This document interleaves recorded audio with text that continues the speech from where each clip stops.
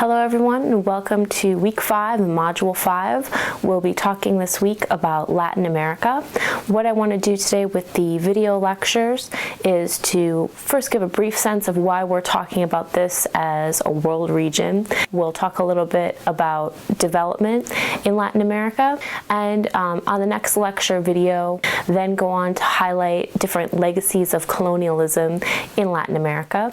And then the TA, Chris Hartman, is going to also be doing a presentation where he talks about Latin American urban forms and those sorts of things. So those are the content things that we have available for this week. So I wanted to start by just taking a moment to look at your impressions of Latin America as a world region. Does anything stand out to you here?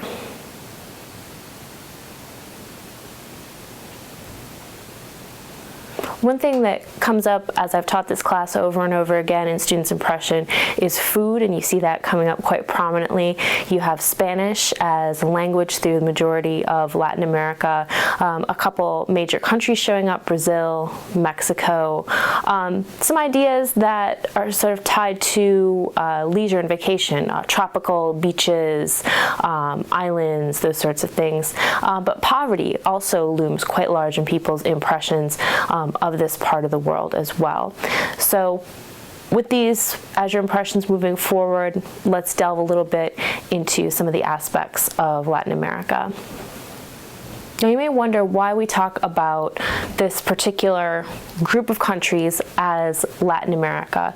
If we were to make a division just based on land, we might put Mexico in with North America, but what we have here is a huge mass of countries, including Mexico, Central America, the Caribbean, and South America. And the reason that we bring these together as a region, if you think back to our definition of region from earlier in the quarter, this is an area where there's shared attributes of some type. And in this area, we have shared language with Spanish and Portuguese being the major languages throughout most of Latin America, a common history of European colonialism, and we'll talk about that a little bit as we go later on.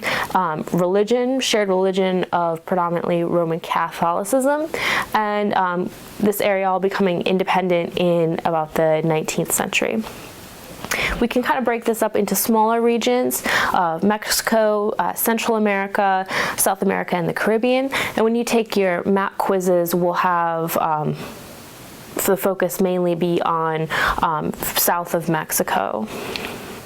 To just kind of trouble this distinction for a second, Latin America, as we're talking about it, is a distinction that your textbook makes, but if we think about it and we look at the history of the United States, the majority of the United States was actually also a Spanish possession. And this map shows that all the area west of the Mississippi River as at one point a Spanish possession. So you see that as also having a shared legacy of colonialism with Spain. And then also if we think of more current connections between the United States and Mexico and the rest of Central America, we can look at this interesting diagram here that essentially shows the connections of the World City Network corresponding to banking contacts between different cities. So what you see is the size of the black line indicates the amount of banking correspondences that are happening between different contacts. So for Central America, Mexico City is listed up at the top of here with 10 connections, where you see Miami, on the other hand, is having 168. So much more connectivity, even within Central America, to Miami than to cities within Central America itself. So very, very connected to the United States in the past and in contemporary times. Now I'm going to take a moment to look at economic development in Latin America. As countries in Latin America became independent from colonial rule, they tried many different strategies to try to develop their country. One of the things that they tried was something called import substitution. Import substitution is a process by which domestic producers provide goods or services that were formerly bought from foreign producers. So the idea was we want our country to develop and become industrialized. So what we should do is quit importing things from other places and try to create these things ourselves and sort of close off our market so we're able to build our infrastructure to be able to do this. So a lot of countries tried these strategies and had some aspects of success, but the difficulty is that your domestic markets then aren't competing on a global scale. So often the products that they produce end up being more expensive and not as efficient as the products that are produced through the rest of the world. So they can't compete once those borders finally come down. So from the 1930s to the 1960s, import substitution was sort of the big economic strategy. Government put a lot of money forward into investing in these new industries, which meant that they often needed to take out loans. This stimulated growth in local industry and created industrialized or working class, but again, it wasn't integrated with the world economy. So through this time and then through the 1960s, these countries borrowed money to be able to sort of support their countries and to develop. And by the 1980s, the global market had essentially a recession, and there was unprecedented debt throughout Latin America. So in Brazil, over $100 billion, in Mexico, over $100 billion. So the 80s was thought of as kind of the lost decade for the economies of Latin America. As a solution, the United States and the IMF came into these countries and tried to extend loans, lend more money, and offer debt forgiveness. One of the ways that they did this was through what was called structural adjustment policies. Now, we talked about different strategies for development earlier on in the quarter, and one of those was neoliberalism.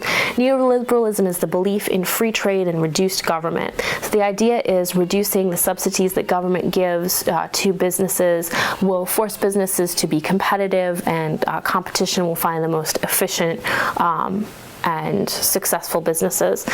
There's the privatization of formerly public-owned goods, and then removing barriers to trade. So bringing down things like tariffs and quotas.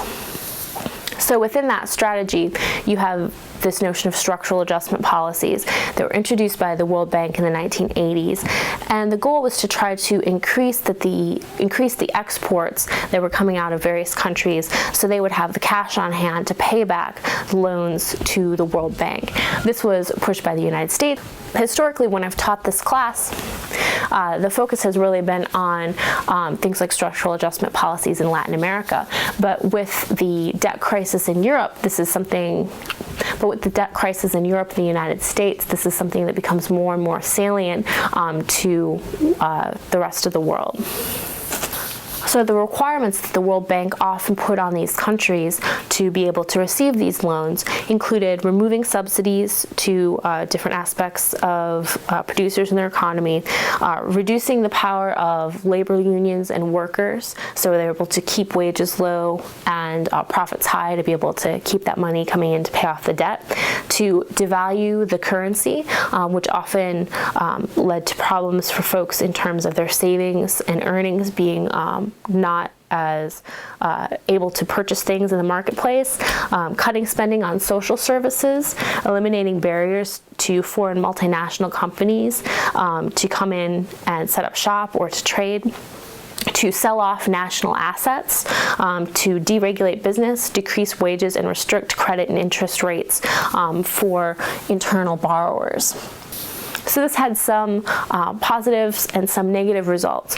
It tended to reduce inflation and debt in a number of countries, but it also increased food prices because people's money was worth less in terms of its buying power. It reduced government spending on things like healthcare, education, and infrastructure, which had negative effects, especially for poorer folks. It also increased unemployment because the public sector was often cut and people were losing jobs there. And also there would be competition because there aren't these barriers to trade anymore. You'd be competing all of a sudden on the world scale, and local industries sometimes couldn't compete. So the poor were often really hard hit, and you see that in how these policies played out in a lot of parts of Latin America. To delve in a little bit closer and think about a specific, to look at a specific country, we can look at the economy in Brazil. Brazil is currently the 6th largest economy in the world. They have well-developed agricultural, mining, manufacturing, and service sectors. So as we talked about the different sectors of the economy earlier in the quarter, you can see their economy is somewhat diversified, so they're not just working in primary production, but also things like manufacturing and services. And GDP per capita is about $10,000 a year.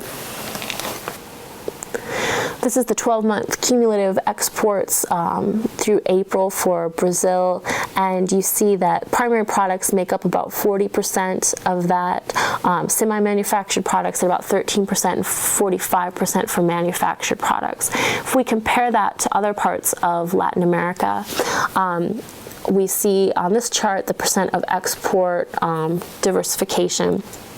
And we talked about the different sectors of the economy, and in many places in Latin America, there's what's called primary sector dependence.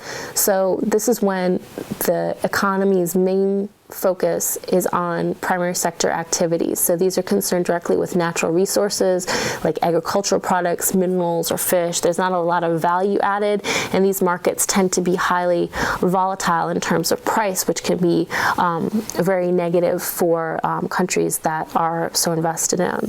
So we see some Latin American countries here. The blue are the commodities, and the pink is the sort of manufactured goods. Brazil is the second bar on the chart here, so you can see Brazil has a pretty even split, but places like Chile are more than 80% dependent on commodities, places like Venezuela more than 90%, Peru more than 70%, and so you'll often see that places with more diversified economies have higher levels of income for the folks living in those countries. If we look at economic activity across Brazil, we can see places here where there's production of agricultural goods, so areas in the brown is production of coffee, in the red cocoa, sugarcane in the green, rice in the orange. We also see mining activity, places that have the sort of red characters denote the different mines, so mining for iron, manganese, coal, etc. throughout Brazil.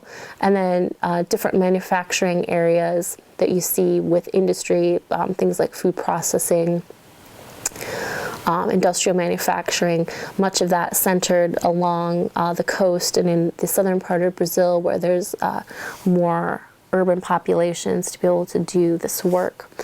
If we look at then Brazil's map of wealth, the higher incomes map up with the large cities. So around Sao Paulo, incomes from $30,000 to $40,000, and as we get into the more rural areas and into the Amazon, significantly lower incomes, as you can see, state by state.